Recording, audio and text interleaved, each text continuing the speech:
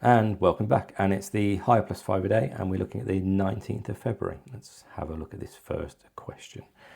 Okay, shown is f of x, sketch. Oh, it's just a transformation question, isn't it? So I know that a is the point 0, 6. So let's write it here. So a is equal to 0, 6. And I also know b is 1, 3. So let's also write this here. So b is equal to 1, 3. And then what I'm doing over to the right is I am sketching f of minus x. So in other words, I'm going to take all my x values and multiply by minus 1. I'm going to leave all my y values as they are. So in other words, 0, 6 remains 0, 6. And 1, 3 becomes minus 1, 3. And then I'm just going to sketch these points in. Well, actually, also, I'm going to note this one down here, just to make it a bit more accurate. So that looks like it's 3 minus 3/4, isn't it? That's going to be plus 3/4, which is here. So I'm going to come up, what am I doing? So it's a turning point at A. So I'm going to come up, turn here, turning point here, and there we go. And so that's my original A and my new A, and that's my new B. Not a terrible question, good question actually. Next question. Explain why triangles LMN and NOP are similar. Now, in order to explain why, you're going to have to show that the triangles are either angle, angle, angle, side, side, side, or side angle, or just whichever variation that you want to choose.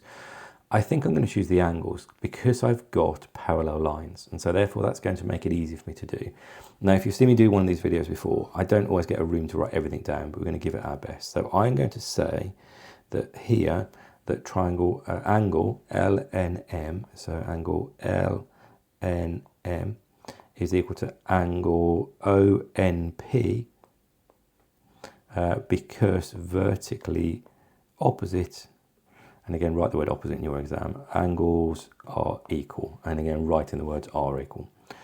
Then I'm going to make the argument that this angle here, so the angle LPO, is equal to this angle here, which is angle PLM, because, well, it's alternate angles, which won't get you the mark, but alternate angles are equal. Again, you need to write those words down. And then I'm going to finally make the argument, let's zoom out again, finally make the argument that this angle here, which is angle LMO,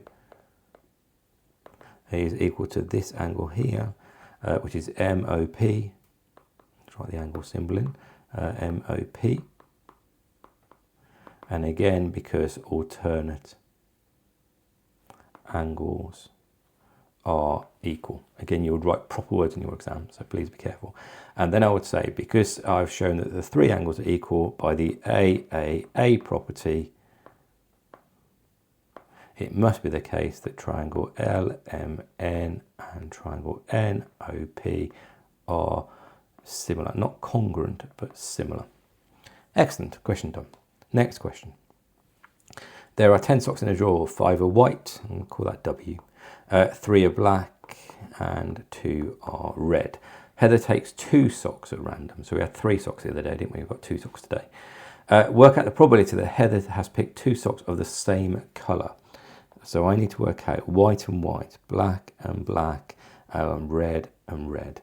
Now, in total, there are 10 socks. It's told me that in the question. So therefore, 2 whites are going to be 5 over 10, 1 less white, 1 less socks, which is going to give me 20 over 90. Black and black are going to be 3 over 10 times 2 over 9, which is going to give me 6 over 90. And finally, red and red is 2 over 10 times 1 over 9, which is going to give me 2 over 90.